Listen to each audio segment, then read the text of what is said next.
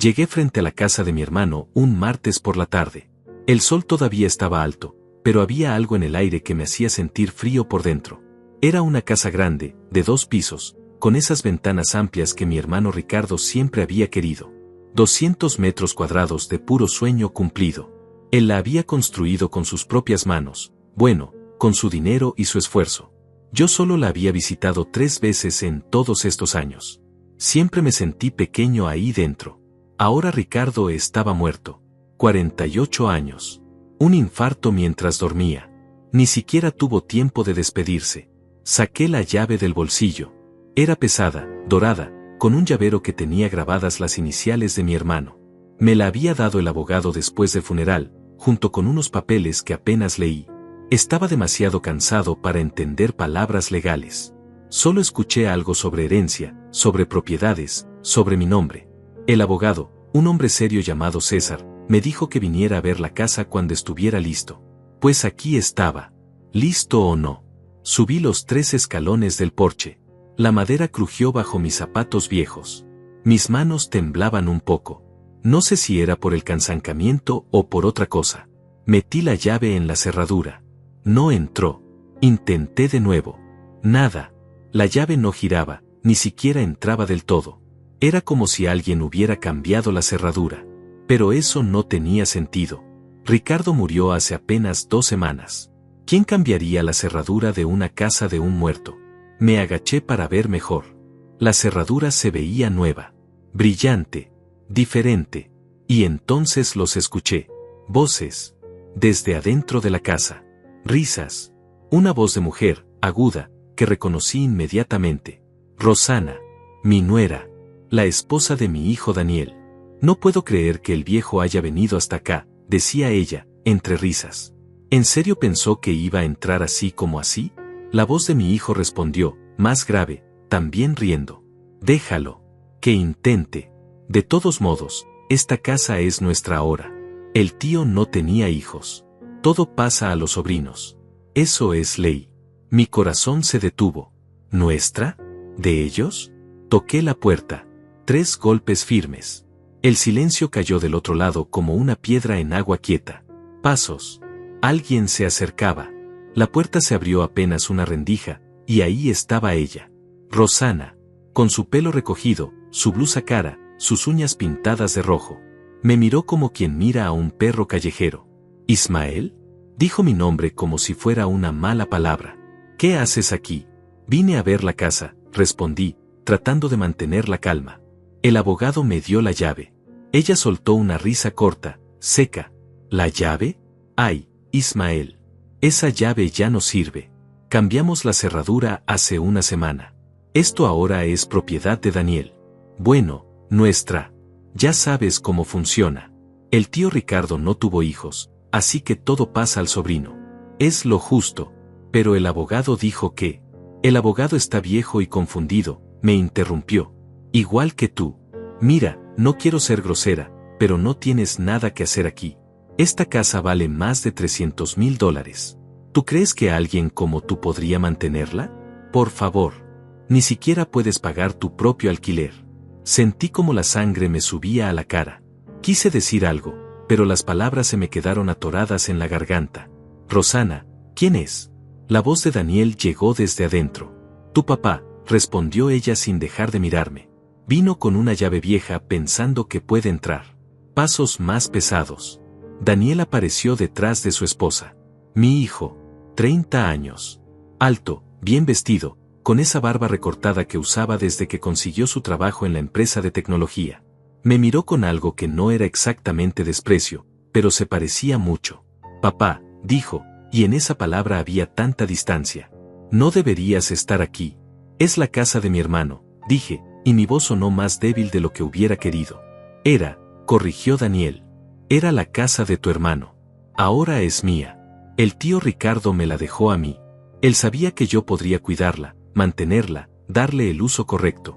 Tú vives en un apartamento de 40 metros cuadrados, papá. Apenas tienes para comer algunos meses. ¿Qué ibas a hacer con una casa así? Cada palabra era un golpe. No porque fueran mentira, sino porque venían de mi propio hijo. El abogado me dio los papeles, Insistí. Me dijo que viniera. Rosana suspiró, como si estuviera perdiendo la paciencia con un niño necio. Mira, Ismael. Sé que esto es difícil para ti. Perder a tu hermano, darte cuenta de que no te dejó nada, es duro.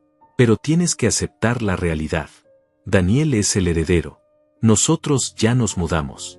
Ya vendimos algunos muebles viejos que no servían. Ya estamos haciendo los trámites para poner la casa a nuestro nombre definitivamente. Así que, por favor, vete a casa y déjanos en paz. Pero yo, que te vayas, gritó ella de repente, y su voz atravesó la tarde tranquila como un cuchillo. No tienes ningún derecho a estar aquí. Ninguno. Esta casa es nuestra y punto. Daniel puso una mano en el hombro de su esposa, como para calmarla, pero no me miró a los ojos. Es mejor que te vayas, papá. No queremos problemas. Ya bastante difícil ha sido todo esto. La puerta se cerró. El sonido del pestillo nuevo fue como un disparo en mis oídos. Me quedé ahí parado, con la llave inútil en la mano, sintiendo como el mundo se hacía más pequeño a mi alrededor. Bajé los escalones. Mis piernas apenas me sostenían. Llegué hasta mi viejo carro, ese Chevy del 98 que había comprado de tercera mano y que cada mes amenazaba con morirse definitivamente. Me senté en el asiento del conductor, pero no arranqué. Solo me quedé ahí, mirando la casa de mi hermano. La casa donde mi hijo y mi nuera ahora vivían.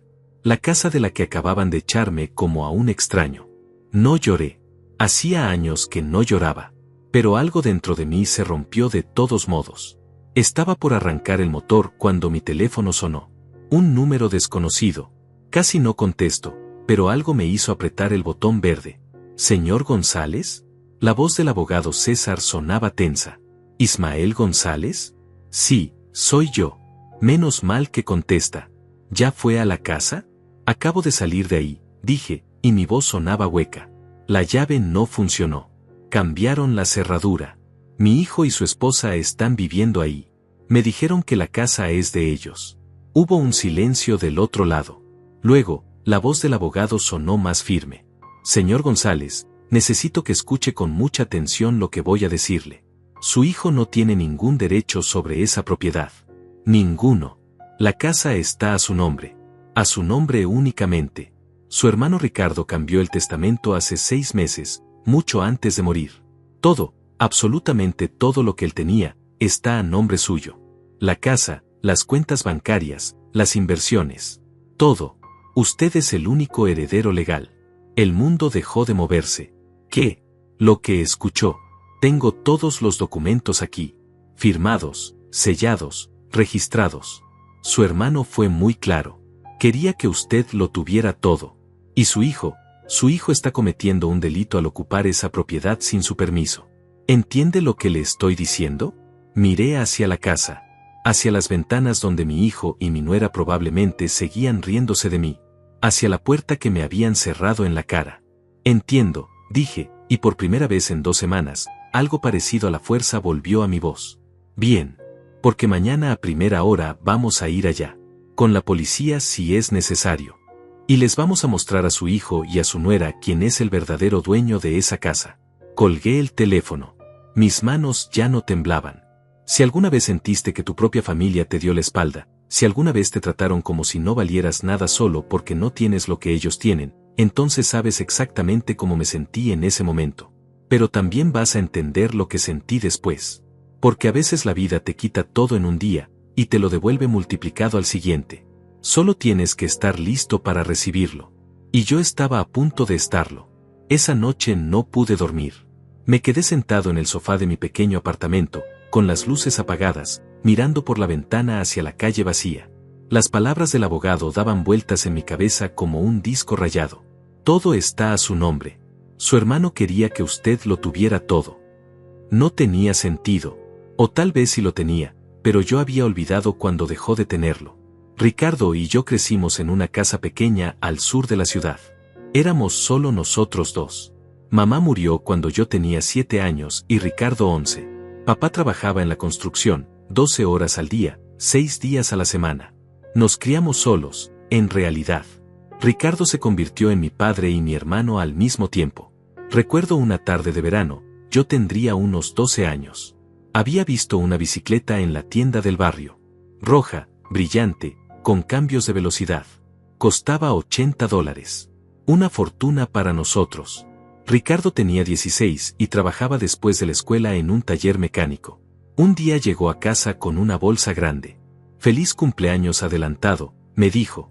No era mi cumpleaños hasta dentro de 3 meses, pero ahí estaba la bicicleta. Usada, cierto, con algunos rasguños, pero roja y con cambios de velocidad. «¿Cómo la conseguiste?», le pregunté, sin poder creer lo que veía. «Ahorré», dijo simplemente.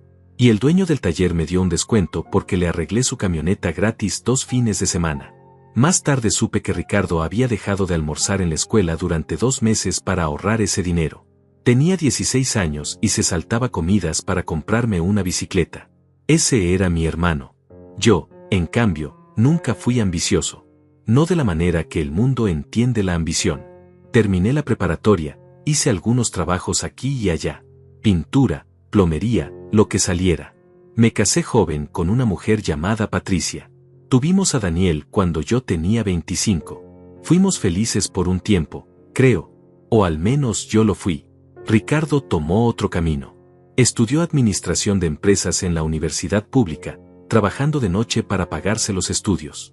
Se graduó con honores. Consiguió un trabajo en una empresa de bienes raíces. Luego abrió su propio negocio. En 10 años, mi hermano había construido algo de la nada. Tenía propiedades, inversiones, esa casa grande que acababa de ver. Pero nunca se casó. Nunca tuvo hijos. Cuando le preguntaba por qué, solo decía, «Ya tengo familia. Te tengo a ti y a Daniel». Daniel. Mi hijo. Cerré los ojos y su rostro de niño apareció en mi mente. Tenía 5 años, con esos cachetes redondos y esa risa que llenaba toda la habitación. Lo llevaba al parque todos los domingos. Jugábamos fútbol con una pelota desinflada. Comíamos helado que yo apenas podía pagar, pero que valía cada centavo solo por verlo feliz. ¿Cuándo cambió todo? Patricia se fue cuando Daniel tenía 8 años. Conoció a alguien con más dinero, con mejores prospectos. No la culpo. Yo no era mucho. Un hombre simple con trabajos simples y sueños más simples todavía. Me quedé con Daniel. Ricardo me ayudó económicamente, aunque yo siempre traté de no depender de él. Ismael, me decía, no es caridad. Es familia. Pero yo sentía vergüenza de todos modos. Mi hermano con su empresa creciendo, con su casa nueva, con su camioneta del año. Y yo pintando paredes y arreglando tuberías rotas. Daniel crecía viendo esa diferencia. Crecía yendo a la casa de su tío y volviendo a nuestro apartamento pequeño. Crecía escuchando a los niños en la escuela hablar de sus vacaciones mientras nosotros apenas teníamos para el autobús. Cuando tenía 15 años, Daniel me dijo algo que nunca olvidé. ¿Por qué no eres como el tío Ricardo? Estábamos cenando. Pasta con salsa de tomate. La misma cena de casi todos los días. ¿A qué te refieres?, pregunté, aunque sabía exactamente a qué se refería. Exitoso. Rico. Con una casa de verdad. Esta es una casa de verdad, dije. Es donde vivimos. Esto es un apartamento pequeño donde apenas cabemos, respondió. El tío Ricardo tiene una casa de 2 pisos. Tiene un jardín. Tiene una camioneta nueva. Tiene todo. Tu tío trabajó muy duro para conseguir eso. Tú también trabajas duro, dijo Daniel. Pero no tienes nada que mostrar. Esas palabras se clavaron como agujas. Porque tenía razón. Yo trabajaba tanto o más que Ricardo, pero él había sabido qué camino tomar, y yo simplemente había caminado en círculos toda mi vida. No todos medimos el éxito igual, hijo, fue lo único que pude decir. Daniel no respondió. Solo siguió comiendo en silencio. A partir de ese día, algo cambió entre nosotros. Daniel empezaba a avergonzarse de mí. Lo notaba en pequeñas cosas. Cuando sus amigos preguntaban a qué me dedicaba, él decía negocios en lugar de pintor y plomero. Cuando había eventos en la escuela, prefería que no fuera. Cuando cumplió 18 y empezó la universidad, gracias a una beca y a la ayuda de Ricardo, dejó de venir a casa los fines de semana. Tengo que estudiar, papá, decía siempre. Pero yo sabía la verdad. Tenía vergüenza de su padre pobre. Ricardo lo notaba también. Dale tiempo, me decía. Es joven. Ya madurará. Pero no maduró. O no de la manera que yo esperaba. A los 23 años, Daniel conoció a Rosana. Ella trabajaba en marketing para una empresa grande. Venía de una familia con dinero. Usaba ropa cara y manejaba un carro del año. Cuando me la presentó, vi cómo me miraba.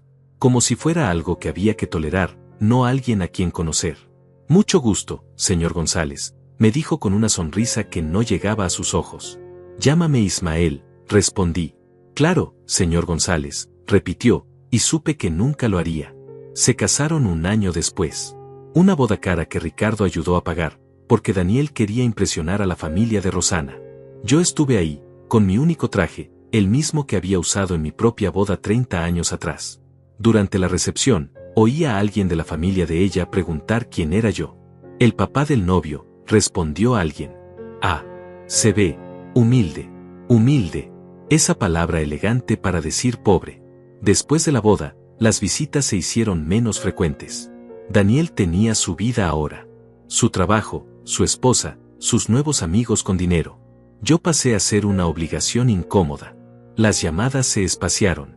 Las cenas se cancelaban. Los cumpleaños se olvidaban. Ricardo lo notaba. Tu hijo es un idiota, me dijo una vez, después de unas cervezas. Es mi hijo, respondí. Y es exitoso. Tiene lo que yo nunca pude darle. Éxito sin carácter no es éxito, Ismael. Es solo dinero con ropa cara. Aún así, Ricardo me miró largo rato. ¿Sabes por qué nunca me casé?, preguntó. ¿Por qué nunca tuve hijos? Porque estabas ocupado construyendo tu empresa. No, dijo. Porque tenía miedo de que salieran como Daniel. Preferí no arriesgarme. Pero tú eres diferente, hermano. Tú tienes algo que el dinero no puede comprar. Tienes corazón. Tienes honestidad. Tienes paz interior. Yo tengo propiedades y cuentas bancarias, pero cada noche me acuesto preguntándome si construí algo que realmente importa. Tú, en cambio, construiste a un hijo. Que ese hijo no te valore es su problema, no el tuyo. Esas fueron de las últimas palabras profundas que tuvimos. 2 meses después, Ricardo estaba muerto. En el funeral, Daniel lloró. Lloró mucho, de hecho, pero yo me pregunté si lloraba por mi hermano o por la herencia que asumía iba a recibir. Rosana estuvo ahí, con su vestido negro caro y sus lentes de sol de diseñador. No lloró ni una vez. Solo miraba la casa a lo lejos, esa casa grande de 200 metros cuadrados, y yo podía ver los cálculos en sus ojos. Después del entierro, Daniel se me acercó. Papá, dijo, el tío Ricardo te quería mucho. Estoy seguro de que te dejó algo. No lo hizo por eso, respondí. Lo quería porque era mi hermano. Claro, claro, dijo Daniel, distraído. Como sea. Rosana y yo tenemos que hablar con el abogado. Hay que ver el testamento, las propiedades, todo eso. ¿Para qué? Pues para saber qué nos corresponde. Yo era su único sobrino. Por ley, la herencia pasa a los sobrinos cuando no hay hijos. Tu tío acaba de morir hace 2 días, dije, sintiendo algo amargo en la boca. ¿Ya estás pensando en su dinero? Daniel me miró como si yo fuera un niño ingenuo. Alguien tiene que pensar en lo práctico, papá. Y claramente ese alguien no serás tú. Se alejó, de vuelta con Rosana, que lo esperaba junto a su carro. Los vi irse, tan apurados por reclamar lo que creían suyo. Ricardo había visto todo esto. Había visto cómo su sobrino se convertía en un extraño. Había visto cómo su hermano, yo, seguía siendo el mismo hombre simple y honesto de siempre. Y por eso había cambiado el testamento. Ahora, sentado en mi sofá en la oscuridad, entendí. Ricardo no me dejó la herencia porque sintiera lástima de mí. Me la dejó porque confiaba en que yo haría lo correcto con ella. Porque sabía que mi hijo la desperdiciaría en apariencias y vanidad, mientras que yo la honraría de la manera correcta. Miré el reloj. Las 3 de la mañana. En unas horas, el abogado César vendría por mí. En unas horas, tendría que enfrentar a mi hijo y mostrarle que su padre pobre, su padre humilde, su padre del que tanto se avergonzaba, era ahora el dueño de todo lo que él había dado por sentado. No sentí alegría. Solo sentí una tristeza profunda y antigua. Porque ganar significaba perder a mi hijo para siempre. Pero Ricardo me había enseñado algo importante hace muchos años, cuando me regaló esa bicicleta. A veces tienes que sacrificar lo que quieres ahora por lo que es correcto para después. Y lo correcto era hacer valer la última voluntad de mi hermano. El abogado César llegó a mi apartamento a las 8 de la mañana. Lo vi desde la ventana, bajándose de un sedán gris, con un maletín de cuero en la mano y esa expresión seria que los abogados usan como uniforme. Toqué el timbre y bajé a encontrarlo en la entrada del edificio. «Buenos días, señor González», me saludó, estrechando mi mano con firmeza. «¿Listo para esto?» «No lo sé», respondí honestamente. ¿Alguna vez está listo para pelear con su propio hijo? César me miró con algo que podría haber sido compasión. «A veces la familia es lo más difícil de enfrentar», dijo. «Pero tiene que entender algo. Su hijo y su nuera están cometiendo un delito. Ocupación ilegal de propiedad privada. Falsificación de derechos. Y posiblemente, si vendieron muebles como usted dice, apropiación indebida. Esto no es solo una cuestión familiar. Es legal. Es mi hijo», repetí, como si eso explicara todo. «Y usted es el dueño legítimo de esa propiedad», respondió César. «Su hermano confió en usted. ¿Va a defraudarlo ahora por miedo a incomodar a quien ya lo ha humillado?» Tenía razón. Odiaba que tuviera razón, pero la tenía. Fuimos en su carro. Durante el viaje, César me explicó exactamente qué iba a pasar. Teníamos todos los documentos. El testamento certificado, las escrituras de la propiedad a mi nombre, los registros bancarios. Todo estaba perfectamente legal y en orden. Ricardo había sido meticuloso hasta en su muerte. Su hermano vino a verme hace 7 meses, me contó César mientras manejaba. Me dijo que quería cambiar su testamento. Le pregunté por qué, y me dijo algo que nunca olvidaré. Dijo: «Mi sobrino aprendió a contar dinero, pero mi hermano nunca olvidó contar personas». Sentí un nudo en la garganta. «Él siempre fue mejor con las palabras que yo», dije. «Él era mejor con el dinero», corrigió César. «Pero usted era mejor con el corazón. Y su hermano lo sabía». Llegamos a la casa a las 9. El sol ya estaba alto y la calle se veía tranquila, casi pacífica. Una mentira visual. César tocó la puerta con decisión. 3 golpes fuertes que sonaron como martillazos. Escuchamos pasos del otro lado. La puerta se abrió y ahí estaba Daniel, todavía en pijama. Sus ojos fueron de mí a César y de vuelta a mí. «Papá, ¿qué haces aquí otra vez?» «Buenos días», dijo César, antes de que yo pudiera responder. «Soy César Maldonado, abogado testamentario de Ricardo González». «¿Es usted Daniel González?» «Sí, soy yo». «¿Y qué? ¿Puedo pasar? Tenemos asuntos legales que discutir». Daniel dudó. Miró hacia adentro de la casa, luego de vuelta a nosotros. «Es temprano. Mi esposa todavía está durmiendo». «Esto no puede esperar», dijo César, y había acero en su voz. «O nos deja pasar ahora, o regreso con la policía en 1 hora». Su elección. El rostro de Daniel se puso rojo.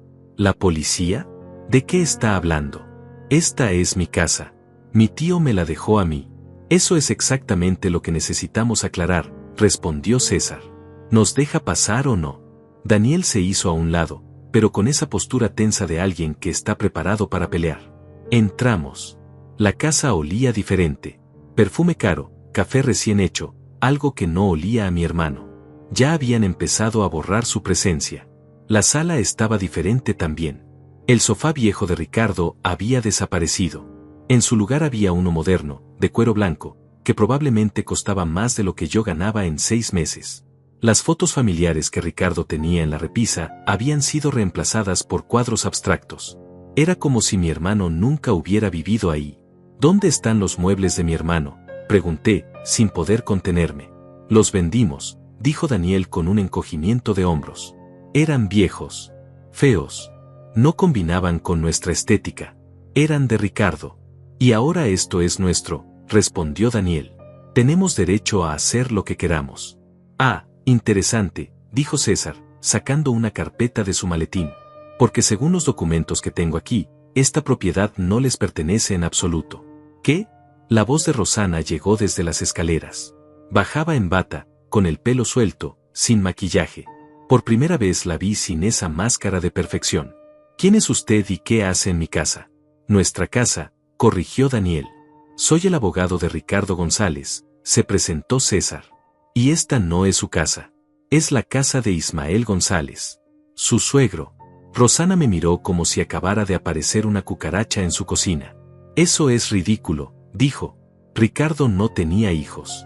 La herencia pasa al sobrino. Es ley. Lo consulté con un abogado. ¿Con qué abogado?, preguntó César. Con uno que encontré en internet, admitió Rosana. Pero dijo que era claro. Sin hijos, todo va al sobrino más cercano. Eso sería cierto, dijo César lentamente, como si le hablara a niños. Si no hubiera testamento. Pero Ricardo González dejó un testamento muy claro, firmado, certificado y registrado ante notario hace 7 meses. Un testamento en el que nombra a su hermano Ismael González como único heredero universal de todos sus bienes, propiedades y cuentas. El silencio que siguió fue denso como el cemento. Eso no puede ser, dijo Daniel finalmente. El tío me quería. Yo era como su hijo. Si lo quisiera tanto, respondió César. Le habría dejado algo. Pero no lo hizo. De hecho, aquí tengo una carta que su tío escribió explicando su decisión. ¿Quieren que se la lea? No, dijo Rosana rápidamente. Esto es un error. Tiene que ser un error. ¿Por qué Ricardo le dejaría todo a Ismael? Él no tiene nada. No sabe manejar dinero. No sabe mantener una propiedad como esta. Eso no es su decisión, dijo César. Y tampoco era la preocupación de Ricardo. Él dejó todo a su hermano porque quiso. Punto. Daniel se dejó caer en el sofá blanco que acababan de comprar. Se veía perdido, como un niño al que le acaban de quitar un juguete. Papá, me dijo, tú no vas a hacer esto, ¿verdad? No nos vas a sacar de aquí. Somos familia. Ahí estaba esa palabra otra vez. Familia. La misma palabra que él había pisoteado durante años. La misma palabra que no le importó cuando me cerró la puerta en la cara ayer. La misma palabra que nunca usó cuando dejó de llamarme, de visitarme, de incluirme en su vida.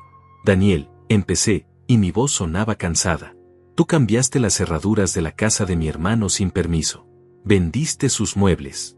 Te mudaste aquí como si ya fuera tuyo. Ni siquiera esperaste a que se enfriara su tumba. Yo pensé que era mío, se defendió Daniel.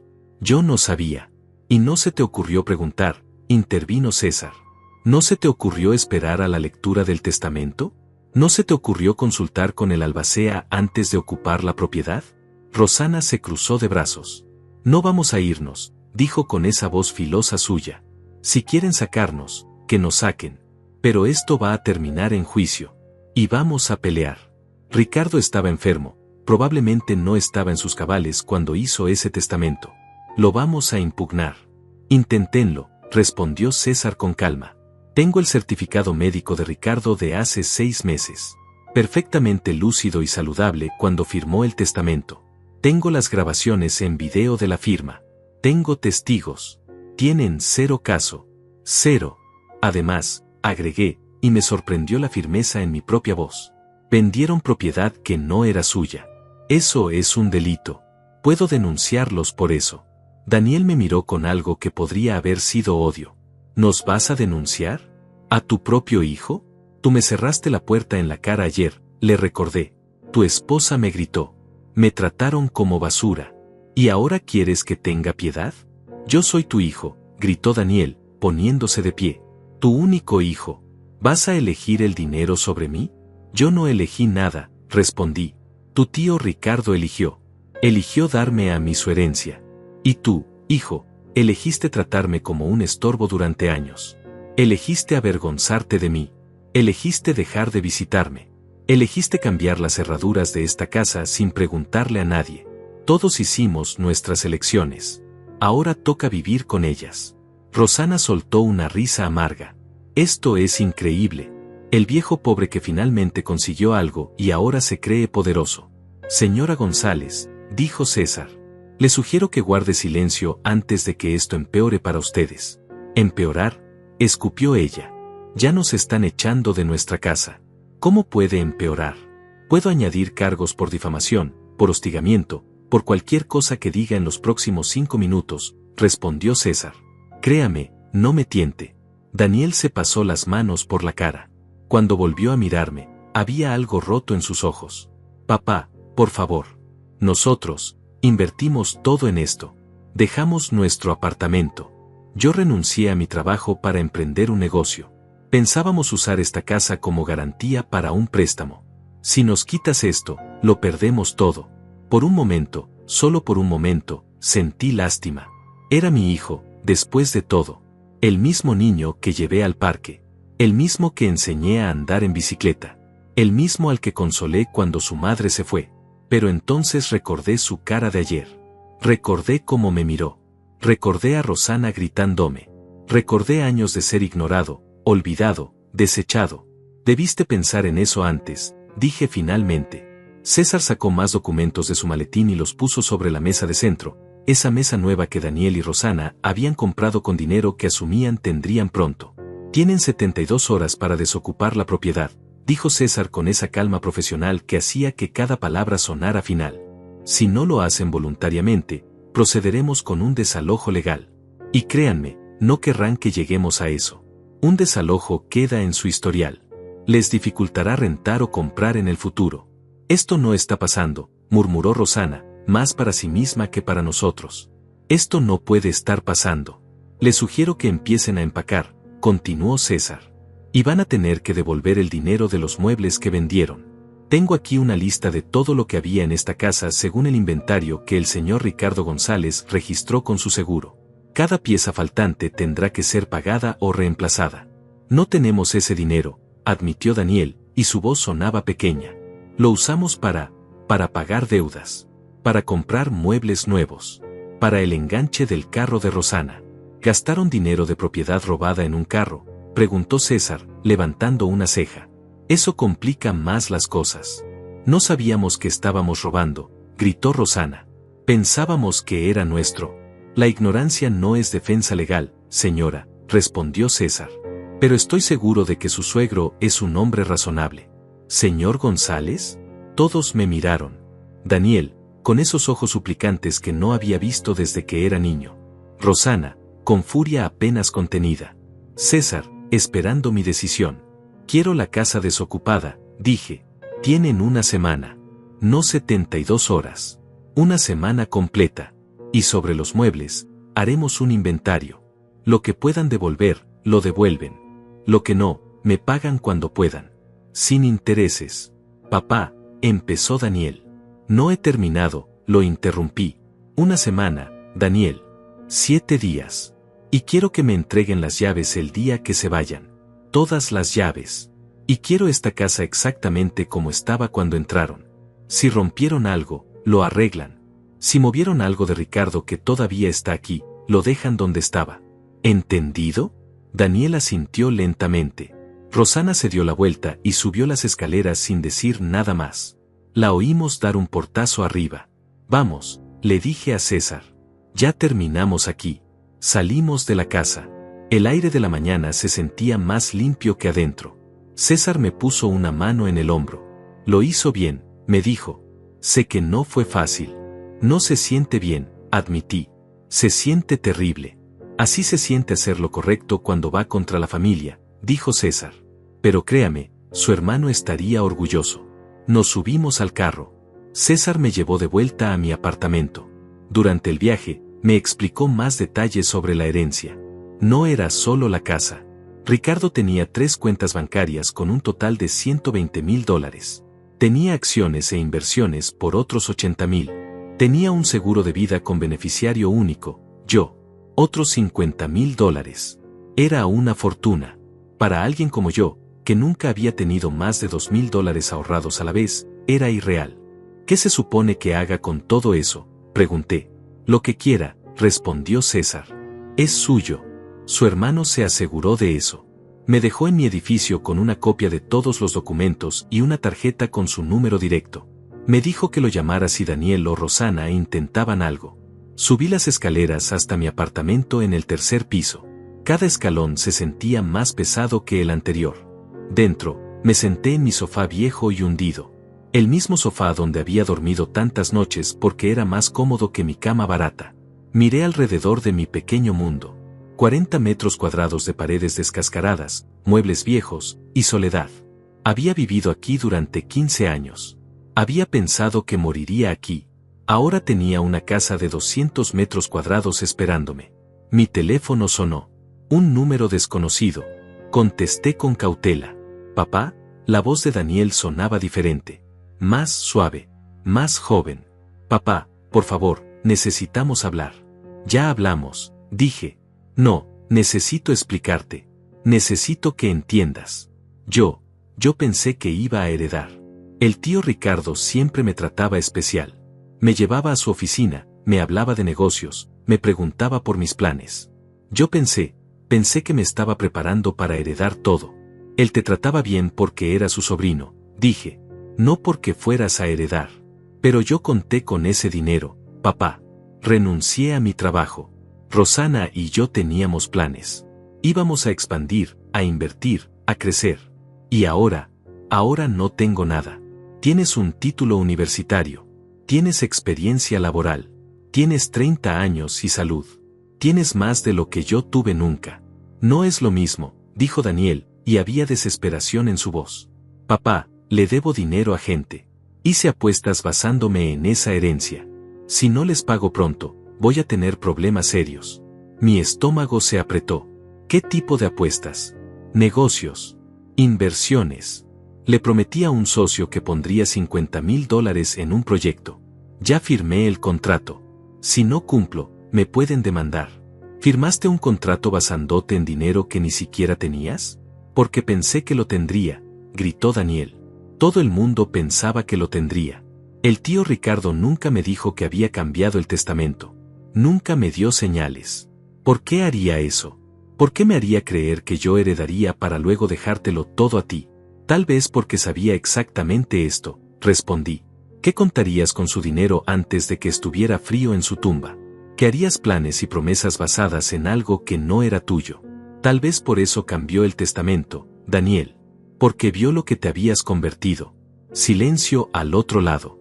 Luego, la voz de Daniel volvió, pero ahora fría. Entonces no me vas a ayudar. No dije eso. ¿Qué dijiste entonces? Dije que Ricardo vio lo que te habías convertido. No dije que yo no pudiera ayudarte. Pero si voy a ayudarte, será en mis términos. No en los tuyos. ¿Qué significa eso? Significa que no te voy a dar $50,000 para que los tires en un negocio que probablemente es una estafa. Significa que si necesitas ayuda, vienes a mí con humildad, no con exigencias. Significa que primero tienes que reconocer cómo me trataste. Yo no te traté mal. Me cerraste la puerta en la cara. Tu esposa me gritó. Me llamaron viejo y me dijeron que no tenía derecho a estar ahí. ¿Y dices que no me trataron mal?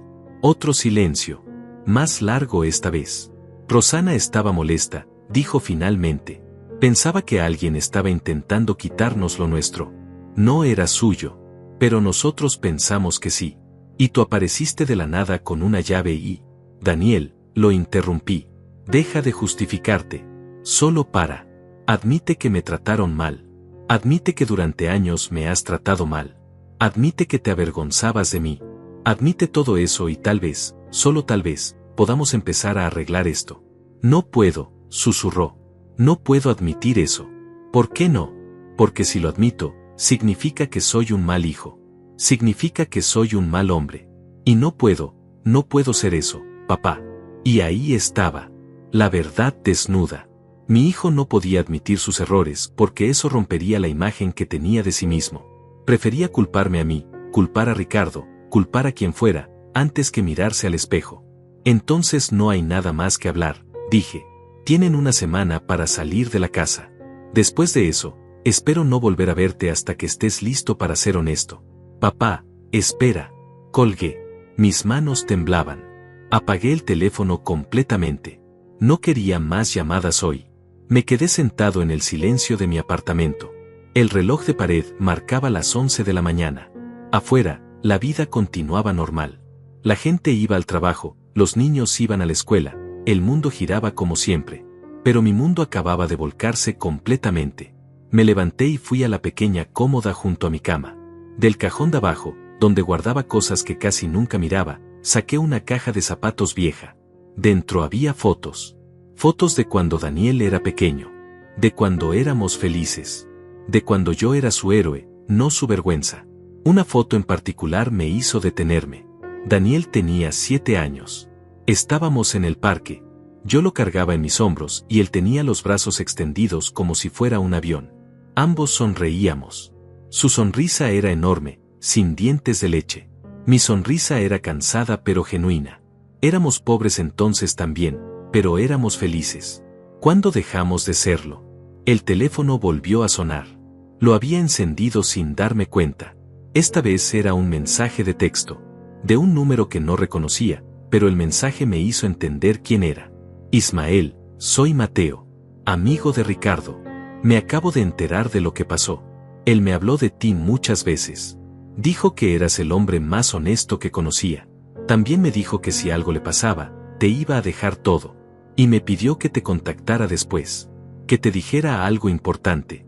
¿Podemos vernos? Tengo algo que Ricardo quería que tuvieras. Algo que no pudo darte en vida. Miré el mensaje durante largo rato. ¿Qué más podía haber? Ricardo ya me había dado todo. Su casa, su dinero, su legado. ¿Qué más quedaba? Respondí, dime cuándo y dónde. La respuesta llegó en segundos. Mañana. Café Central. Mediodía. Lleva tiempo. Lo que tengo que mostrarte va a cambiar todo lo que crees saber sobre tu hermano. Y sobre tu hijo. Esas últimas palabras me helaron la sangre. ¿Qué sabía Mateo sobre Daniel? La noche fue larga y sin sueño. Me quedé mirando el techo de mi habitación mientras las horas pasaban con una lentitud dolorosa, preguntándome qué podría tener Mateo para mostrarme que cambiaría todo lo que creía saber sobre Ricardo y sobre Daniel.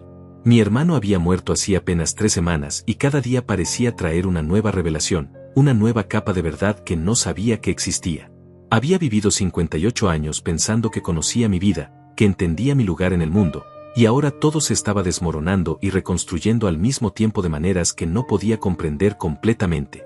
Cuando finalmente amaneció, me levanté con el cuerpo adolorido y la mente exhausta, pero con una determinación extraña creciendo en mi pecho. Me duché con el agua tibia que era todo lo que mi viejo calentador podía ofrecer, me afeité frente al espejo manchado del baño, y me puse la ropa más decente que tenía, unos pantalones de vestir grises que había comprado hace 5 años para el cumpleaños de Ricardo y una camisa blanca que todavía se veía presentable si no mirabas muy de cerca las costuras gastadas. No sabía por qué sentía que necesitaba verme bien para este encuentro, pero algo en el tono del mensaje de Mateo me decía que esto era importante, que era algo más que una simple conversación de pésame entre conocidos del difunto. El Café Central estaba en el centro de la ciudad, en una de esas calles viejas donde los edificios todavía tenían arquitectura de principios del siglo pasado y las aceras eran de piedra irregular que hacía que caminar fuera un ejercicio de equilibrio constante. Llegué 15 minutos antes del mediodía porque siempre he sido de esas personas que prefieren esperar a hacer esperar, una costumbre que mi padre me inculcó cuando era niño y que nunca pude quitarme aunque el mundo moderno parecía funcionar con otros tiempos y otras reglas. El café era uno de esos lugares con mesas de madera oscura, sillas que habían visto mejores días pero que tenían ese encanto de lo antiguo y usado, y un olor a café recién molido que llenaba cada rincón del espacio como si fuera parte de las paredes mismas. Me senté en una mesa junto a la ventana y pedí un café negro, simple, sin azúcar ni leche, de la misma manera que lo había tomado toda mi vida porque los lujos como la crema y los endulzantes siempre me habían parecido innecesarios cuando el café mismo era suficiente. Mientras esperaba, miraba a la gente pasar por la calle, todos tan apurados, tan ocupados con sus propias vidas y problemas, ajenos completamente a que el mundo de un hombre simple estaba cambiando de maneras que jamás había imaginado. Había mujeres con bolsas de compras caras, hombres en trajes que probablemente costaban más que mi renta de 3 meses, parejas jóvenes tomadas de la mano con esa despreocupación que solo viene cuando todavía crees que el amor es suficiente para enfrentar cualquier cosa. Mateo llegó exactamente al mediodía, y lo reconocí inmediatamente aunque nunca nos habíamos visto en persona porque Ricardo me había mostrado fotos de él en algunas ocasiones cuando hablaba de su mejor amigo del trabajo. Era un hombre alto, de unos 50 años, con el pelo gris perfectamente cortado y esos lentes de marco negro que usan los ejecutivos que quieren verse intelectuales sin perder el aire de autoridad. Vestía un traje gris oscuro que le quedaba perfecto, zapatos brillantes que reflejaban la luz del café, y cargaba un maletín de cuero que se veía tan caro como todo lo demás en él. Se acercó a mi mesa con pasos seguros y me extendió la mano con una sonrisa que parecía genuina aunque cansada. Me levanté para saludarlo y su apretón de manos fue firme pero no agresivo, el tipo de saludo que da alguien que está acostumbrado a tratar con gente de todo tipo y que sabe exactamente cuánta presión aplicar para mostrar respeto sin intimidar. Se sentó frente a mí después de pedir un espresso al mesero que pasaba, y durante un momento simplemente nos miramos en silencio, dos hombres que compartían el duelo por alguien que había significado mucho para ambos pero de maneras completamente diferentes. Finalmente, Mateo habló con una voz profunda que tenía ese tono de alguien acostumbrado a dar presentaciones importantes y tomar decisiones que afectaban a muchas personas. Me dijo que había conocido a Ricardo hace 20 años cuando ambos trabajaban en la misma empresa de bienes raíces, que habían empezado como compañeros de oficina y con el tiempo se habían convertido en socios de negocios y en los mejores amigos que cada uno tenía en el mundo. Me contó que Ricardo hablaba de mí constantemente, que siempre decía que su hermano menor era el hombre más honesto que había conocido, que yo tenía algo que él nunca pudo tener a pesar de todo su dinero y éxito, una paz interior que venía de saber exactamente quién eras y no pretender ser nada más. Escuché todo esto con una mezcla de orgullo y tristeza porque Ricardo nunca me había dicho esas cosas directamente, nunca había expresado con palabras lo que aparentemente le decía a sus amigos sobre mí, y ahora que estaba muerto todas esas palabras no dichas se sentían como oportunidades perdidas de conexión que nunca podríamos recuperar. Mateo continuó hablando, me dijo que Ricardo había sido muy deliberado en todo lo que hacía, que nada en su vida era accidental o impulsivo, que cada decisión que tomaba era el resultado de semanas o meses de reflexión cuidadosa, y que el testamento que me dejaba todo no había sido una decisión tomada a la ligera sino el resultado de años de observación y pensamiento. Entonces Mateo abrió su maletín y sacó una carpeta gruesa de color manila que se veía desgastada en los bordes como si hubiera sido manipulada muchas veces. La puso sobre la mesa entre nosotros con una solemnidad que hizo que mi corazón empezara a latir más rápido. Me dijo que Ricardo le había dado esa carpeta 6 meses antes de morir con instrucciones específicas de que si algo le pasaba, debía entregármela personalmente y explicarme su contenido porque había cosas ahí que yo necesitaba saber, cosas que cambiarían mi comprensión de muchas situaciones que había vivido sin entender realmente qué estaba pasando detrás de las escenas. Abrió la carpeta y empezó a mostrarme documentos que al principio no entendía pero que poco a poco fueron formando una imagen que me dejó sin aliento. Había estados de cuenta bancarios, transferencias de dinero, recibos, correos electrónicos impresos, mensajes de texto capturados en pantalla, todo meticulosamente organizado y fechado. Mateo empezó a explicar con voz calmada pero seria que Ricardo había descubierto hace 2 años que Daniel estaba teniendo problemas financieros serios, que había hecho inversiones terribles en esquemas que eran casi pirámides fraudulentas, que había pedido préstamos a tasas de interés absurdas, y que estaba hundiéndose cada vez más profundo en deudas que no podía pagar. Mi hijo nunca me había dicho nada de esto, nunca había venido a pedirme ayuda o consejo, probablemente porque pensaba que yo no tenía nada que ofrecer excepto mi pobreza y mi ignorancia de los asuntos financieros complejos. Pero Ricardo sí lo había sabido porque Daniel había ido a verlo, le había contado todo, y le había pedido dinero prestado. Los documentos mostraban que Ricardo le había prestado a Daniel un total de $35,000 en el transcurso de 18 meses, siempre con la promesa de que Daniel lo devolvería una vez que sus negocios empezaran a funcionar, una vez que sus inversiones dieran fruto, una vez que la siguiente gran oportunidad se materializara. Pero nada de eso había pasado. Daniel había usado ese dinero para pagar deudas viejas que solo creaban deudas nuevas, para mantener las apariencias con Rosana y su familia, para seguir viviendo un estilo de vida que no podía pagar pero que se negaba a abandonar porque hacerlo significaría admitir el fracaso y la mediocridad que tanto despreciaba en mí. Los correos electrónicos en la carpeta mostraban conversaciones entre Ricardo y Daniel donde mi hijo prometía una y otra vez que pagaría, que solo necesitaba un poco más de tiempo, que estaba por cerrar un negocio grande que lo arreglaría todo, y Ricardo respondía con paciencia pero con una firmeza creciente diciéndole que necesitaba ser más responsable, más honesto consigo mismo, más realista sobre sus capacidades y limitaciones. Mateo continuó sacando documentos de la carpeta mientras yo intentaba procesar todo lo que estaba viendo frente a mis ojos. Cada papel era una revelación más dolorosa que la anterior sobre la vida secreta que mi hijo había estado viviendo sin que yo supiera absolutamente nada. Había un documento en particular que Mateo puso frente a mí con especial cuidado. Era una serie de mensajes de texto entre Daniel y Rosana que Ricardo había conseguido de alguna manera. Probablemente Daniel se los había mostrado sin pensar en las consecuencias o tal vez los había dejado abiertos en su teléfono durante alguna visita. En esos mensajes, que databan de hace 1 año y medio, Daniel y Rosana hablaban abiertamente sobre mí de maneras que nunca imaginé que lo hacían.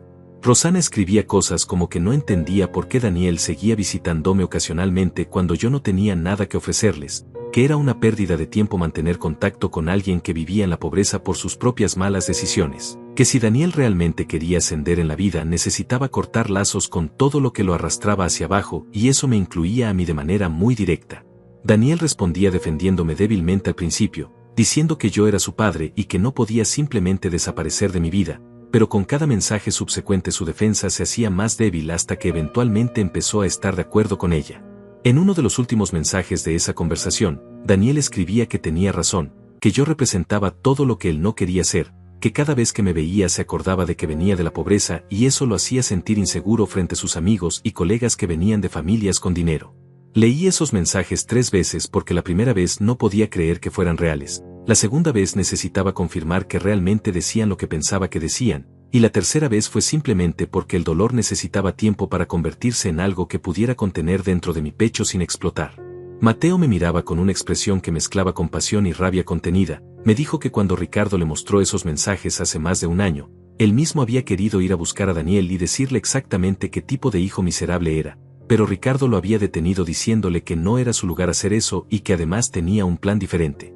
El plan de Ricardo, según me explicó Mateo mientras seguía mostrándome más documentos, era darle a Daniel suficiente cuerda para que se colgara solo metafóricamente hablando. Mi hermano había seguido prestándole dinero, pero había empezado a documentar absolutamente todo de manera meticulosa, cada conversación, cada promesa incumplida, cada mentira que Daniel le decía sobre dónde iba el dinero o cuándo lo devolvería. Ricardo también había empezado a investigar a Rosana y su familia, había descubierto que la familia de ella no tenía tanto dinero como pretendían tener, que vivían endeudados hasta el cuello manteniendo apariencias de riqueza que no poseían realmente, y que Rosana había visto en Daniel una oportunidad de escalar socialmente casándose con el sobrino de un hombre rico y exitoso.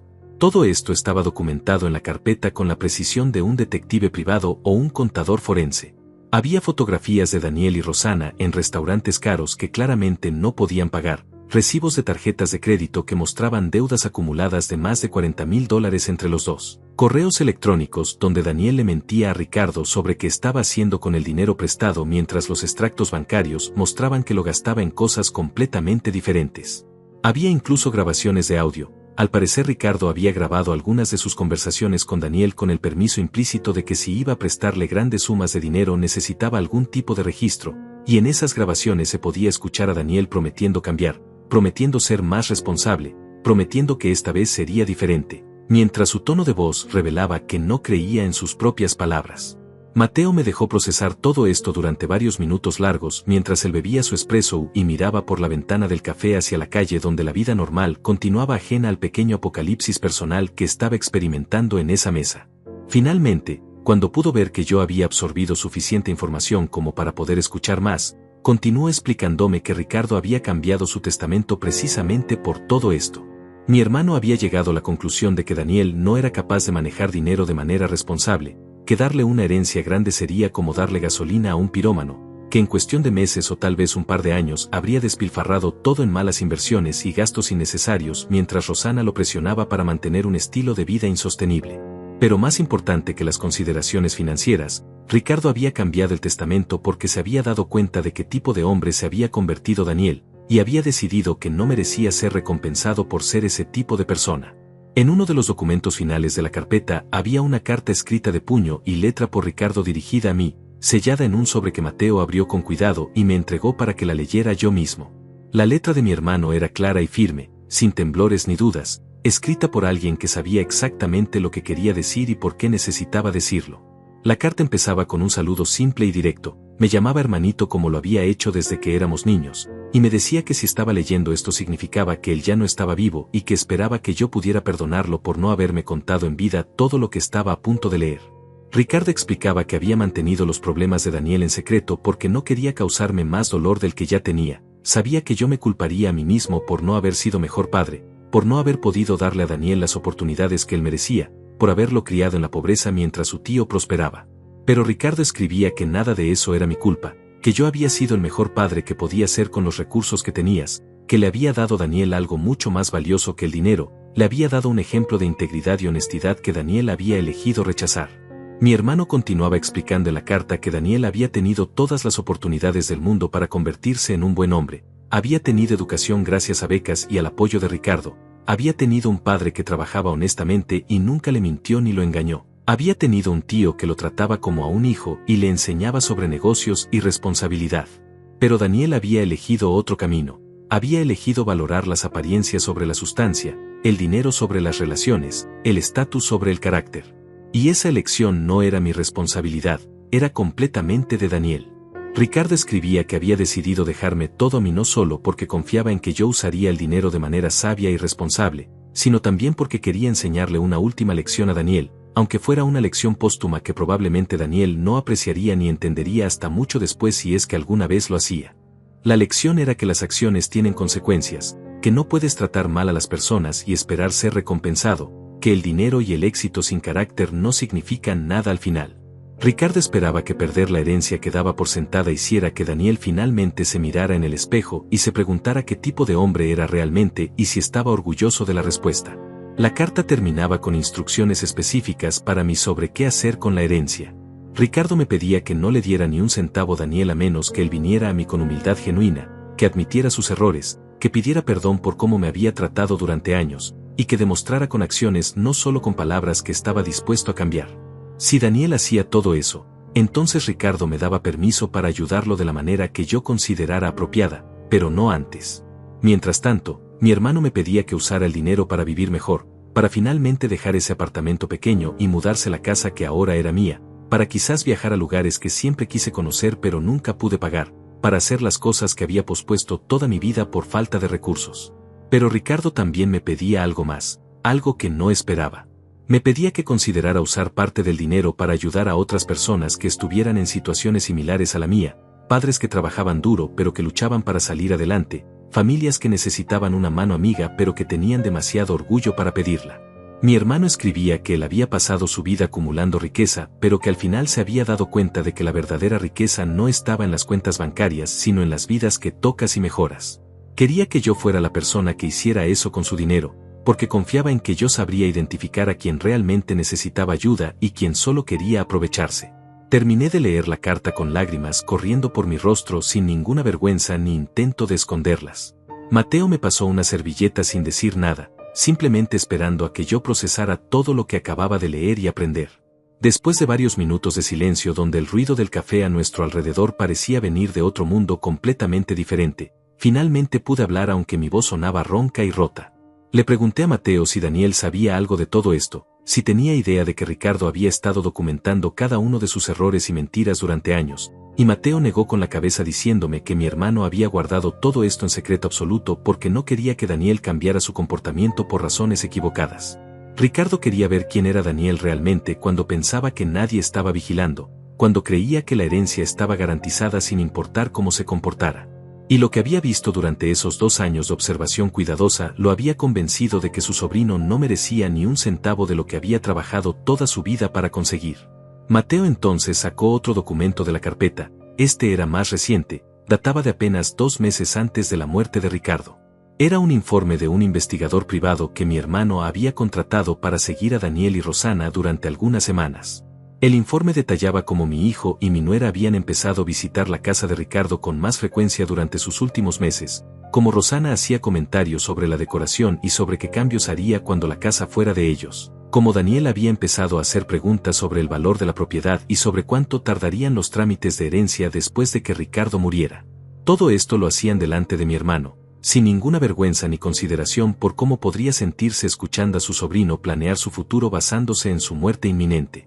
El investigador también había documentado una conversación particularmente perturbadora que había logrado grabar cuando Daniel y Rosana salían de visitar a Ricardo una tarde. En la grabación se podía escuchar claramente a Rosana decir que no entendía por qué Ricardo estaba tardando tanto en morirse cuando obviamente estaba enfermo, que cada mes que pasaba era un mes más donde podían surgir complicaciones con el testamento o donde Ricardo podría cambiar de opinión sobre la herencia.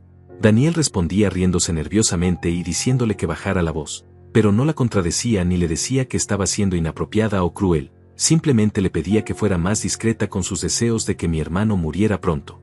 Escuchar esa grabación fue como recibir un golpe en el estómago que me dejó sin aire. Mateo vio mi reacción y rápidamente me sirvió agua de la jarra que el mesero había dejado en la mesa, esperando a que yo recuperara la compostura antes de continuar con lo que tenía que contarme. Me dijo que cuando Ricardo escuchó esa grabación por primera vez, se había encerrado en su oficina durante horas sin hablar con nadie, y cuando finalmente salió había llamado a Mateo para decirle que necesitaban actualizar el testamento inmediatamente porque había tomado una decisión final sobre qué hacer con su herencia. Esa fue la noche que Ricardo decidió dejármelo todo a mí sin ninguna provisión para Daniel, ni siquiera las pequeñas asignaciones que había considerado incluir anteriormente. Mateo me explicó que inicialmente Ricardo había pensado en dejarme la casa y la mayoría del dinero, pero reservar tal vez $20 o $30,000 para Daniel como un gesto de que todavía era su sobrino y merecía algo. Pero después de escuchar esa grabación donde básicamente deseaban su muerte para poder cobrar la herencia, Ricardo eliminó completamente a Daniel del testamento y puso una cláusula específica declarando que esta omisión era intencional y no un error u olvido, de manera que Daniel no pudiera impugnar el testamento alegando que Ricardo simplemente se había olvidado de incluirlo. Mateo continuó contándome que los últimos meses de vida de Ricardo habían sido particularmente difíciles, no por su salud física que en realidad estaba bastante bien hasta el infarto repentino que lo mató, sino por el peso emocional de saber que su sobrino, el niño al que había ayudado a criar en muchos aspectos, se había convertido en alguien capaz de desear su muerte por dinero. Mi hermano le había confesado que se sentía como un fracaso, que tal vez si hubiera sido más estricto con Daniel cuando era joven, si le hubiera enseñado el valor del trabajo duro en lugar de simplemente darle dinero cuando lo necesitaba, tal vez las cosas habrían sido diferentes. Pero Mateo le había respondido que uno no puede controlar quién se convierte la gente, que podemos guiar y aconsejar y dar ejemplo, pero al final cada persona toma sus propias decisiones sobre qué tipo de ser humano quiere ser. Daniel había tenido todos los ejemplos correctos frente a él, había tenido un padre honesto en mí y un tío exitoso pero ético en Ricardo, había tenido todas las herramientas necesarias para convertirse en un buen hombre, y había elegido conscientemente no usar ninguna de esas herramientas. Esa elección era completamente suya y nadie más podía cargar con esa responsabilidad. Guardamos silencio durante varios minutos después de esto mientras yo intentaba digerir toda la información que había recibido en la última hora. El café a mi alrededor había seguido llenándose con clientes del mediodía, gente que venía a almorzar o a tomar café durante su pausa del trabajo, todos viviendo sus vidas normales sin idea de que en esa mesa junto a la ventana un hombre estaba descubriendo verdades que cambiaban completamente su comprensión de su propia familia. Me sentía como si hubiera estado viviendo en una obra de teatro sin saber que era una obra, como si todos los demás actores conocieran el guión menos yo. Finalmente le pregunté a Mateo qué se suponía que debía hacer ahora con toda esta información. Tenía documentos que probaban que mi hijo era un mentiroso y un oportunista, que mi nuera era una mujer cruel y materialista, que juntos habían deseado la muerte de mi hermano para poder heredar su dinero. Tenía grabaciones de conversaciones privadas, fotografías de sus excesos financieros, evidencia de cada préstamo que nunca devolvieron y cada promesa que nunca cumplieron.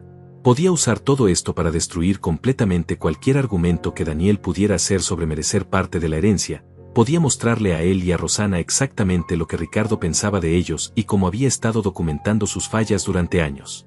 Pero Mateo me detuvo antes de que pudiera seguir pensando en esa dirección. Me dijo que Ricardo le había dado instrucciones muy específicas sobre estos documentos y sobre cuándo debía mostrármelos.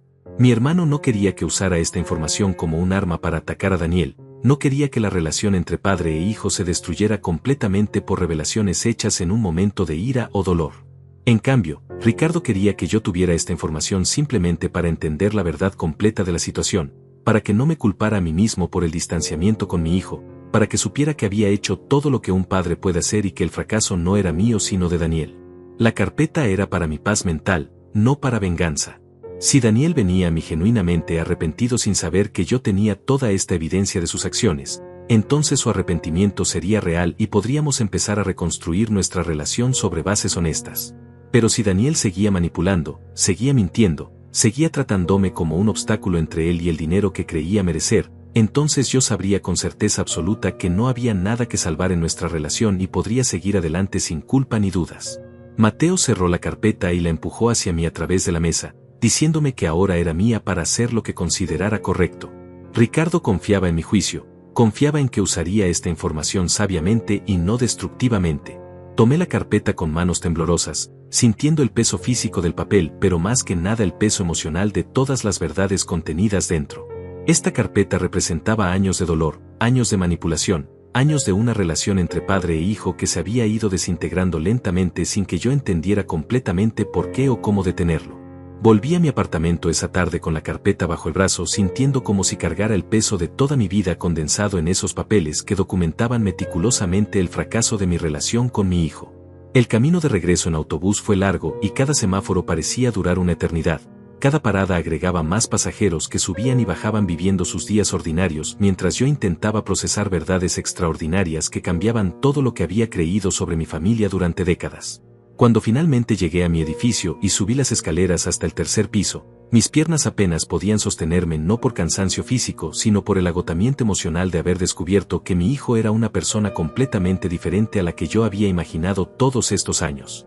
Puse la carpeta sobre la mesa de mi pequeña cocina y simplemente me quedé mirándola durante largos minutos sin atreverme a abrirla de nuevo, porque sabía que cada vez que leyera esos documentos y escuchara esas grabaciones sentiría el mismo dolor punzante en el pecho que había sentido en el café con Mateo. Preparé café porque era lo único que sabía hacer cuando no sabía qué más hacer, una costumbre arraigada de años de enfrentar problemas con una taza caliente en las manos, como si el calor del líquido pudiera de alguna manera calentar también las partes frías y rotas de mi interior. Me senté junto a la ventana que daba a la calle y observé el atardecer pintando el cielo de naranjas y rojos mientras pensaba en todas las decisiones que había tomado como padre y me preguntaba si alguna diferente habría cambiado el resultado final. Mi teléfono sonó interrumpiendo mis pensamientos y cuando miré la pantalla vi que era Daniel llamando por tercera vez ese día después de las 2 llamadas anteriores que había ignorado porque no sabía qué decirle ahora que conocía toda la verdad sobre lo que había estado haciendo a espaldas de todos. Esta vez decidí contestar porque evitarlo eternamente no iba a resolver nada y porque parte de mí necesitaba escuchar su voz para confirmar si podía detectar en su tono las mentiras y manipulaciones que ahora sabía que siempre habían estado ahí pero que yo había sido demasiado ciego o demasiado esperanzado para reconocer. Daniel empezó hablando rápido y desesperado diciéndome que necesitábamos resolver esto de manera civilizada, que él y Rosana estaban dispuestos a negociar un arreglo justo donde yo me quedaba con la casa pero ellos recibían una compensación económica por todo el tiempo y dinero que habían invertido en mudarse y en los cambios que habían hecho a la propiedad. Hablaba de cifras específicas, mencionaba $40,000 como una cantidad razonable que les permitiría empezar de nuevo en otro lugar sin resentimientos ni problemas legales, y lo decía todo con esa voz de vendedor tratando de cerrar un trato que había perfeccionado en sus años trabajando en empresas donde la persuasión valía más que la honestidad. Lo dejé hablar sin interrumpirlo porque quería escuchar hasta dónde llegaría su actuación, cuántas justificaciones podía inventar para explicar por qué merecía dinero de una herencia que legalmente no le correspondía en absoluto. Cuando finalmente hizo una pausa esperando mi respuesta, le pregunté directamente si alguna vez había considerado simplemente admitir que había estado equivocado en cómo me había tratado, si alguna vez se le había ocurrido que tal vez una disculpa genuina sin condiciones ni negociaciones podría ser el primer paso para reparar nuestra relación destruida. Hubo un silencio largo del otro lado de la línea, y podía escuchar su respiración mientras procesaba mi pregunta y calculaba qué respuesta me daría. Finalmente Daniel dijo que por supuesto que lamentaba si yo me había sentido mal por la situación, que nunca había sido su intención lastimarme y que toda esta confusión sobre la herencia había hecho que todos dijeran y hicieran cosas de las que probablemente se arrepentían.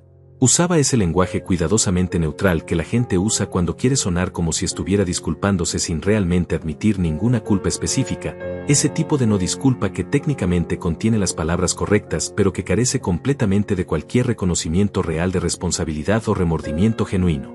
Le dije que eso no era lo que le había preguntado, que no quería escuchar lamentos vagos sobre situaciones confusas sino una admisión clara de que me había tratado mal durante años mucho antes de que Ricardo muriera o de que cualquier herencia entrara en la conversación. Daniel se puso defensivo inmediatamente diciéndome que no era justo que le pidiera disculparse por cosas del pasado cuando estábamos tratando de resolver un problema presente, que necesitábamos ser prácticos y enfocarnos en encontrar una solución que funcionara para todos en lugar de quedarnos atascados en resentimientos antiguos que no llevaban a ninguna parte. Le respondí que esos resentimientos antiguos eran exactamente el problema, que nuestra relación se había roto mucho antes de la muerte de Ricardo y que ninguna cantidad de dinero o negociación práctica iba a arreglar eso si él no podía siquiera reconocer que había hecho algo mal. Le pregunté directamente si recordaba haberle dicho a Rosana que yo representaba todo lo que él no quería hacer, si recordaba las veces que había cancelado visitas o había inventado excusas para no incluirme en eventos importantes de su vida, si recordaba cómo me miraba cuando llegaba a su casa con mi ropa vieja y mi carro destartalado como si fuera una vergüenza que necesitaba esconder. La voz de Daniel cambió entonces de defensiva a acusatoria preguntándome cómo sabía yo sobre esas conversaciones privadas con su esposa, exigiendo saber si yo lo había estado espiando o si alguien le había estado contando chismes sobre su vida privada. Le dije que no importaba cómo lo supiera, sino que lo único que importaba era que era verdad y que él lo sabía. Le dije que Ricardo había sabido exactamente qué tipo de persona se había convertido Daniel y por eso había tomado la decisión que tomó con su testamento, y que ninguna manipulación o negociación iba a cambiar eso ahora que mi hermano estaba muerto y sus últimas voluntades eran ley. Daniel explotó entonces gritándome que todo esto era mi culpa por llenarle la cabeza a Ricardo con mentiras sobre él, que obviamente yo había estado trabajando para quitarle su herencia legítima, que probablemente había pasado años envenenando a mi hermano contra su propio sobrino porque estaba celoso del éxito de Daniel y resentido de mi propia pobreza. Me acusó de ser un manipulador que se había hecho la víctima durante años para ganar simpatía mientras secretamente conspiraba para robarle lo que le correspondía por derecho. Su voz subía de volumen con cada acusación y podía escuchar a Rosana en el fondo agregando sus propios comentarios sobre cómo yo siempre había sido una mala influencia y cómo Ricardo había cometido un error terrible al confiar en alguien tan resentido y amargado como yo. Escuché todo esto con una calma extraña que me sorprendió a mí mismo porque normalmente estas acusaciones me habrían destrozado, me habrían hecho dudar de mí mismo y preguntarme si tal vez tenían algo de razón. Pero ahora con toda la información que Mateo me había dado, con los documentos y grabaciones que probaban cada mentira que Daniel había contado y cada promesa que había roto, sus acusaciones sonaban huecas y desesperadas como los gritos de alguien que sabe que ha perdido pero que todavía intenta pelear usando las únicas armas que le quedan, que son el ataque y la culpa. Le dejé terminar su diatriba sin interrumpirlo porque necesitaba escuchar hasta dónde estaba dispuesto a llegar, hasta qué profundidad de deshonestidad podía hundirse cuando se sentía acorralado. Cuando finalmente se quedó sin palabras y el silencio volvió a la línea telefónica interrumpido solo por su respiración agitada, le dije con voz tranquila que tenía una semana para salir de la casa como habíamos acordado y que después de eso no quería volver a saber de él hasta que estuviera listo para tener una conversación honesta como adultos. Le dije que la puerta para reconstruir nuestra relación siempre estaría abierta, pero que tendría que pasar por esa puerta con humildad y verdad, no con demandas y acusaciones. Le dije que lo amaba porque era mi hijo, pero que ya no iba a permitir que me tratara como si yo fuera el problema cuando toda la evidencia mostraba claramente que él había construido su propia prisión con sus propias decisiones. Daniel respondió con una risa amarga diciendo que estaba cometiendo el mayor error de mi vida, que me arrepentiría de rechazar su oferta de llegar a un acuerdo razonable, que sus abogados iban a hacer que esto fuera muy difícil y muy caro para mí. Le dije que hiciera lo que tuviera que hacer, pero que yo también tenía abogados y, más importante, tenía la ley completamente de mi lado porque Ricardo había sido meticuloso en asegurarse de que su testamento fuera inimpugnable. Colgué el teléfono antes de que pudiera responder y lo apagué completamente porque no necesitaba escuchar más amenazas ni manipulaciones esa noche. Los siguientes 6 días pasaron en una quietud extraña donde el mundo pareció detenerse mientras esperaba que se cumpliera el plazo que le había dado Daniel para desocupar la casa de Ricardo. No volví a recibir llamadas de mi hijo ni de Rosana después de esa última conversación explosiva, y parte de mí se preguntaba si realmente cumplirían con abandonar la propiedad o si tendría que recurrir a métodos legales más drásticos para hacer valer mis derechos como el único heredero legítimo de mi hermano. César me llamaba cada 2 días para verificar cómo estaba y para recordarme que tenía todo el respaldo legal necesario si las cosas se complicaban, pero yo le decía que prefería darle a Daniel hasta el último minuto de los 7 días para demostrar que todavía tenía aunque fuera una pizca de decencia y honor. El 7º día llegué a la casa temprano en la mañana, acompañado por César y un cerrajero que había contratado para cambiar todas las cerraduras una vez que Daniel y Rosana se fueran definitivamente. El sol apenas estaba saliendo cuando nos estacionamos frente a la propiedad y pude ver que había un camión de mudanzas en la entrada con 2 trabajadores cargando cajas y muebles.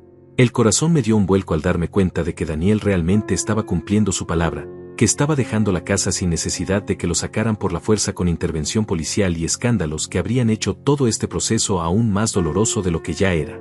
Salí del carro y caminé lentamente hacia la entrada mientras los trabajadores de la mudanza me miraban con curiosidad, probablemente preguntándose quién era yo y qué papel jugaba en esta historia que obviamente tenía más capas de las que ellos conocían o necesitaban conocer.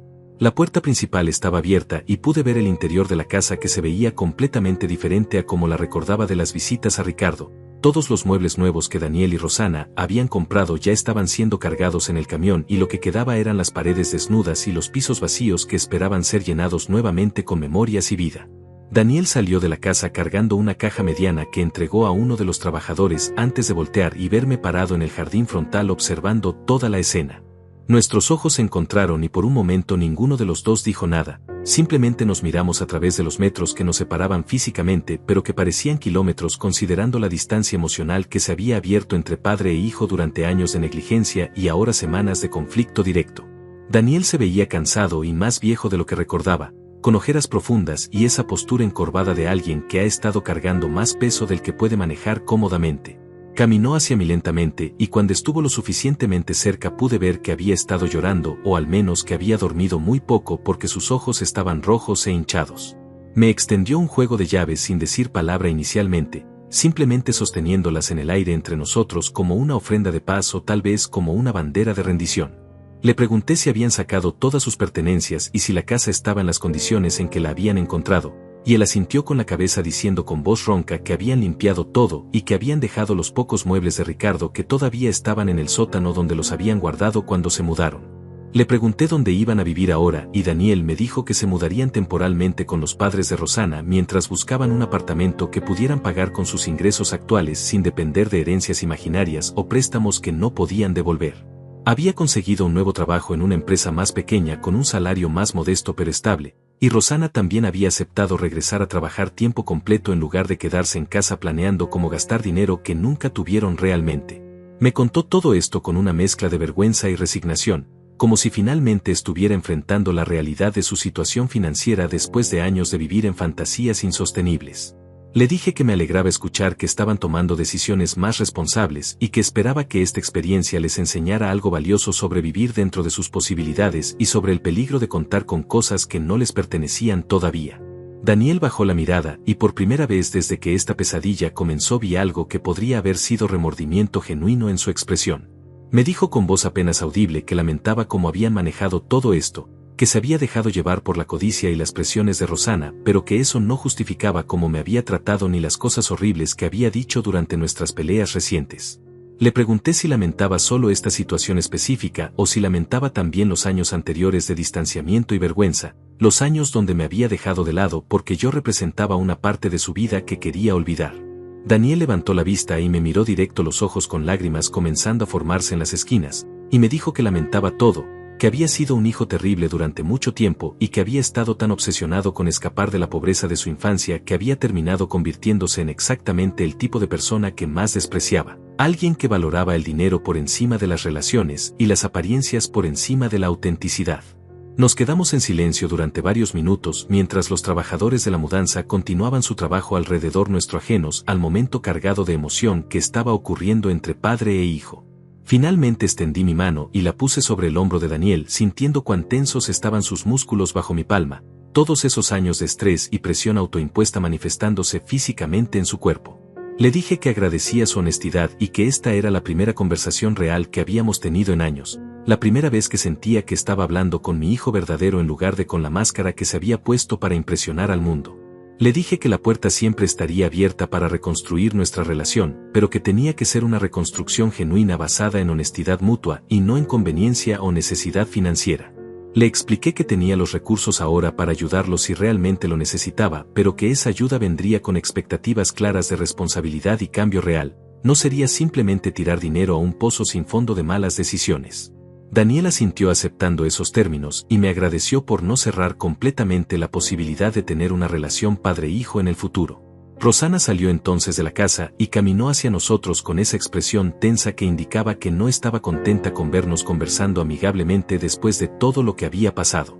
Me miró con frialdad y me dijo secamente que esperaba que yo disfrutara la casa que les había quitado, y Daniel inmediatamente la interrumpió diciéndole que esa actitud era exactamente el problema que los había metido en este lío desde el principio. Por primera vez vi a mi hijo confrontar a su esposa sobre su comportamiento y aunque Rosana claramente no estaba feliz con esto, se mordió la lengua y no dijo nada más. Los meses siguientes fueron un periodo de ajuste extraño donde aprendí a vivir en la casa de Ricardo que ahora era mi casa, llenando sus espacios vacíos con mis pocas pertenencias que se veían ridículamente pequeñas en una propiedad tan grande. Contraté a un diseñador modesto para ayudarme a amueblar algunos cuartos manteniendo un estilo que honraba la memoria de mi hermano mientras también hacía que el lugar se sintiera como un hogar y no como un museo. Convertí uno de los cuartos en una pequeña biblioteca comunitaria abierta 2 tardes por semana donde los vecinos podían venir a leer o tomar prestados libros, cumpliendo así el deseo de Ricardo de que su riqueza sirviera para mejorar vidas más allá de la nuestra. Daniel y yo empezamos a vernos para café una vez al mes. Encuentros inicialmente incómodos que gradualmente se fueron volviendo más naturales mientras aprendíamos nuevamente a comunicarnos sin las barreras del resentimiento y la vergüenza. No le di dinero excepto una vez cuando tuvieron una emergencia médica legítima y necesitaban ayuda con los gastos, y él me lo devolvió en pagos pequeños durante 6 meses demostrando que finalmente estaba aprendiendo sobre responsabilidad financiera. Rosana y yo nunca desarrollamos una relación cálida, pero al menos llegamos a un entendimiento mutuo de respeto básico por el bien de Daniel. Aprendí que la familia no siempre es lo que nacemos con sino lo que construimos a través de elecciones conscientes y trabajo duro, que el dinero puede revelar el verdadero carácter de las personas pero no tiene que definir el valor de las relaciones, y que a veces la justicia llega de formas inesperadas cuando menos la esperamos pero cuando más la necesitamos.